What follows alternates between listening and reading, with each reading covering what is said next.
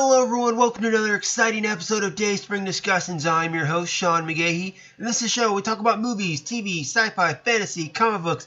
If you geek out about it, we're going to talk about it. Well, it is a very gloomy Friday morning here in Austin, Texas, but I am no doubt going to continue with sunshine in my heart because it's the weekend, guys. Hope you have some good plans for this weekend. I myself got up early this morning, got a cup of coffee, and watched last night's Arrow episode. So I'm all caught up on my CW Arrowverse shows, and that includes Black Lightning. Guys, if you have not checked out Black Lightning, I highly recommend doing so. I didn't get a chance to share my thoughts on the premiere, but I'm 2 episodes deep, and I'm really enjoying it. Allegedly, it's not set in the same Earth as Green Arrow and Flash, but I guess it's still in the Arrowverse because it's supposed to be the same Earth as Supergirl. At least that's what I heard. 2 episodes in, and there's been no mention of anything Supergirl related, so I don't know what they're going to do about that. I do know the CW president came out a couple days ago and said they're not going to show more than 4 superhero Arrowverse shows at a time, which is why right now we're getting Supergirl, and then later we get DC Legends tomorrow, and Supergirl goes on a long hiatus. I think it's okay. He said he doesn't want to oversaturate the market, and so people get tired of it. I understand that, but when you have 5 television shows that equal an hour long, and then you have 10 hours of TV to produce each week, half of your stuff is superhero, I get it. It's a network. It's not this DC CW network. It's a CW network, so that I understand. But in any event, go check out Black Lightning, guys. Decide for yourself. Hit me back on the Dayspring Discussions Gmail account or the Facebook group or Twitter. Let me know what you think. Which reminds me, I'm just running off right now like a madman. But you can listen to Dayspring Discussions on iTunes, YouTube, Podomatic, and Patreon. And I'm trying to get us on Spotify right now. I just submitted something the other day. So hopefully we will get going on Spotify here soon so more people can listen to me talk and ramble on like a madman. But let's get on with the rest of the show, shall we? Just got a couple topics I want to run through today that happened in the world of TV, sci-fi, geekdom, whatever you want to call it. You guys fire back on the Facebook group, Twitter account, and Gmail account, and let me know what you think about what I'm saying. Starting off, Hans Zimmer, the great composer who's done films such as Batman v Superman: Dawn of Justice, all 3 of Christopher Nolan's Dark Knight movies, The Amazing Spider-Man 2, Man of Steel. He allegedly was done doing the superhero genre films after Batman v Superman. However, in an interview with star Evan Peters, he was talking to Happy Sad Confused podcast and kind of let it slip out that Hans Zimmer might be doing the score for the upcoming X-Men Dark Phoenix film. He said, quote, "I think the film is going to be incredible. Hans Zimmer's scoring it. I don't know if I was supposed to say that or not. Simon has surrounded himself with incredible people, and Simon knows this world better than anybody, so it was just cool to see him. He's so happy in his element in that world, and also being able to direct and guide everyone in this way. I was very happy for him, and I think it's going to be great."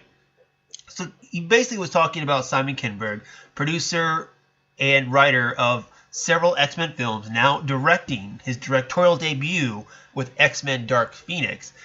And of course, Peters kind of let it slip out that Hans Zimmer is doing the score. So this has got everyone kind of shaking their heads a little bit because Zimmer said he was done with superhero movies. So why go back and do X-Men Dark Phoenix? Honestly, I don't have the answer. All I think is that someone came to him and said, hey, we really want you to do this movie. And whoever that was convinced him or backed up a dump load of money into his front yard and convinced him to do it. I don't know. In any event, I'm excited because in the movie scoring industry, if you can't get John Williams, you get Hans Zimmer. And that's great. So Hans Zimmer, I think his tone that he usually has will be good with X-Men Dark Phoenix.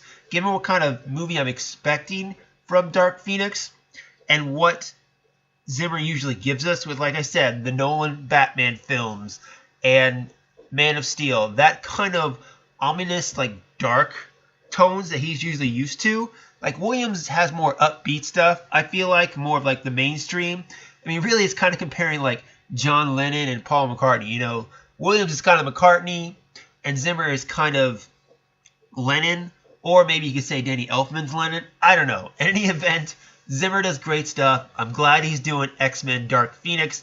Makes me more excited to see the film. Comes out November 2nd, 2018. Seems like a ways away, but we got plenty of good movies still coming out in between now and then, so I'm sure I'll entertain myself until the time comes up, guys, but there you go.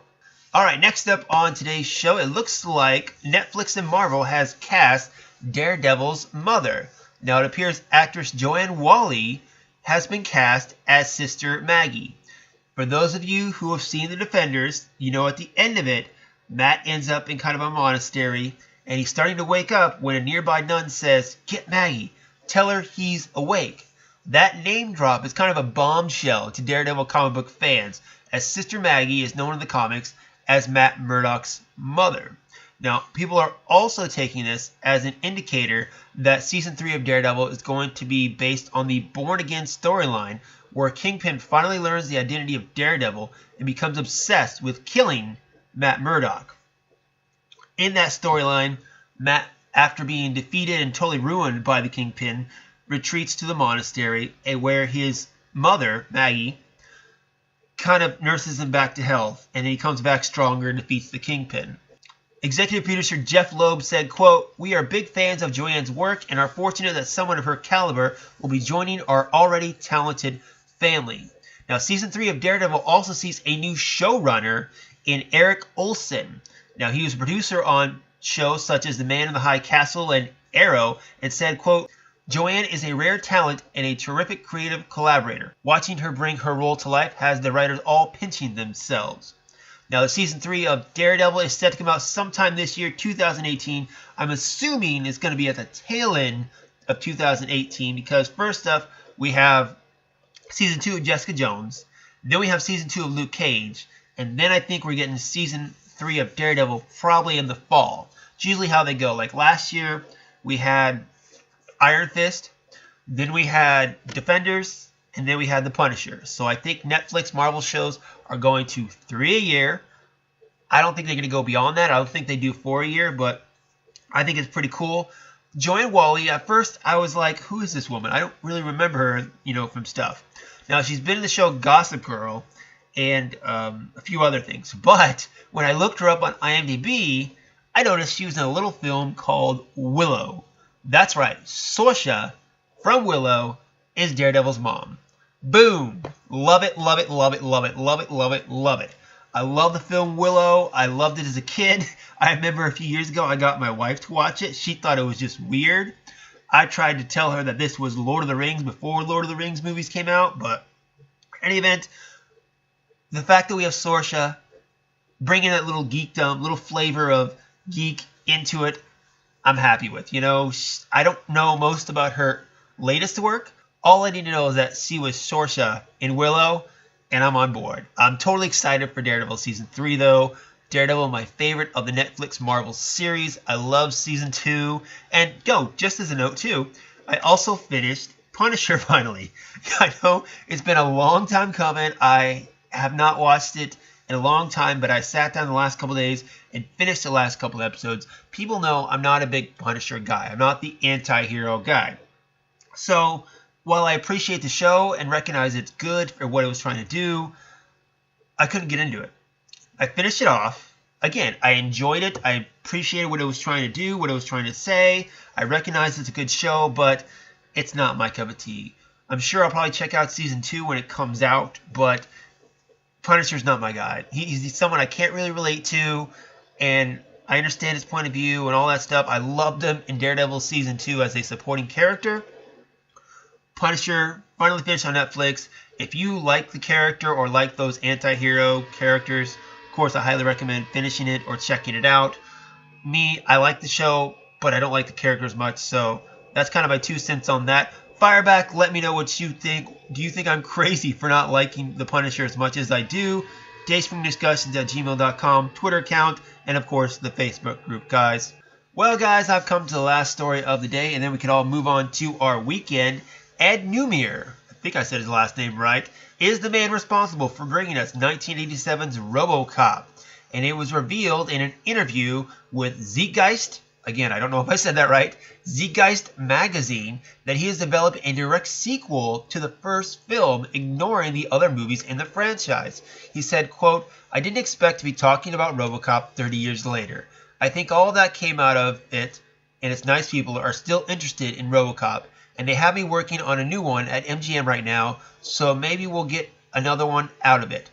We're not supposed to say too much. There's been a bunch of other Robocop movies, and there was recently a remake, and I would say this would be kind of going back to old school Robocop we all love, and starting there and going forward. So it's a continuation really of the first movie in my mind, so it's a little bit more of the old school thing." Now Nymir, I keep on saying that wrong. I know I'm saying it wrong. Nymir, I don't know. Anyway, I'll call him Ed. We'll call him Ed. Ed has also been working on the Starship Troopers franchise for the last decade or so, and he did not return for Robocop 2 when that film came out in 1990. Now, no release date has been set for the film, and it has not been officially confirmed by MGM yet, but this is Ed kind of saying that they're trying to kick around an idea for Robocop. This is nothing new, of course. A lot of old sci-fi films are going back to the original and kind of ignoring the films that came after it. James Cameron says he's working on another Terminator film that ignores the last 3 Terminator films and takes place directly after Terminator 2 Judgment Day. Then we have the Aliens franchise, where Neil Blomkamp was supposed to be working on a sequel to Aliens, the second film in the Aliens franchise, ignoring Aliens 3 and Alien, I think it was Resurrection or something like that, whatever the 4th Alien film was. So movie franchises and studios are really trying to dive into this nostalgia of that popular 80s vibe, ignoring bad later movies and trying to focus on good older movies. And to that I say, why? Robocop had that remake that came out just several years ago. It was in 2014 with Joel Kinnaman and Gary Oldman and Michael Keaton. And I recently watched it, actually. I watched it, I think it was last week when I was sick. And I really enjoyed the film. I would love to have seen a sequel to that film, but I get it. It was people's cup of tea. It wasn't exactly the Robocop they remember. The original Robocop had 2 sequels, Robocop 2 and then Robocop 3 in 1993. I like Robocop 2. I did not like Robocop 3. I think they tried to do a series as well on one of the networks. That didn't work out so well. There was even a Robocop cartoon when I was a kid too, which really was kind of cheesy and really was against everything the original Robocop film was. Because the original Robocop and its sequel were really hardcore, violent, not made for kid movies. The remake in 2014 was a little more kid friendly, but it still wasn't for 9 or 10-year-olds or whatever. So Ed wants to go back and redo a sequel to Robocop. I get it, he wants to again grab onto that nostalgia that other studios are doing with Terminator and Aliens and probably Predator, but I don't see the need for it. I mean, I like Robocop. I want to see more Robocop movies. But if you're going to do it, just redo it, okay? I mean, I don't know what his involvement was in the 2014 movie. I mean, it says he was one of the writers here, according to IMDb. He just didn't direct the film. He already has his input in the film, in this remake, and that didn't turn out so well. So why he thinks doing a direct sequel to the first film when he had some input in the 2014 film, maybe he didn't have enough control, I don't know. But in any event, I'd much rather me personally see a sequel to the remake than try to go back to the original and do a sequel to that. To me, that doesn't work. Or just do a remake altogether. Something, what you're proposing, Ed, I'm sorry, I'm not on board with it, I mean, you're just trying to grab onto that nostalgia like all the other studios are trying to do. They were going to do it with Aliens, and they failed. Terminator has tried to do it with Terminator Genisys, or Genesis, as it's supposed to be called, and that failed. Sure, James Cameron back on the Terminator franchise might help it out, because he's the one that made it famous, but there are no guarantees, except James Cameron, I guess, because you really, in the movie business, you never bet against James Cameron, ever, no matter what it is. I think these Avatar movies are long overdue. I'm not even sure how good they're going to be, but I would not bet against James Cameron, never in my life, but Anyway, that's it for me today, guys. Fire back on the Facebook group, Twitter account, and dayspringdiscussions@gmail.com. Let me know what you think. What do you think is Robocop idea? Do you want to see a direct sequel? Would you rather see a remake? Did you like the 2014 film? I did. Let me know what you think. Hans Zimmer, back to movie scores. Do you think it's the right play to do Dark Phoenix? And why do you think he's coming back for Dark Phoenix? Do you think someone convinced him? Do you think they're just paying him enough? And then finally, of course, the Defenders. What do you think about Sorsha from Willow being Matt Murdock's mom? And do you think they're going to go with a born-again storyline? Hit me up, guys. Let me know. That's all I got for today. Go enjoy your weekend, and we'll be back probably on Tuesday with more news. Until next time, may the Force be with us all.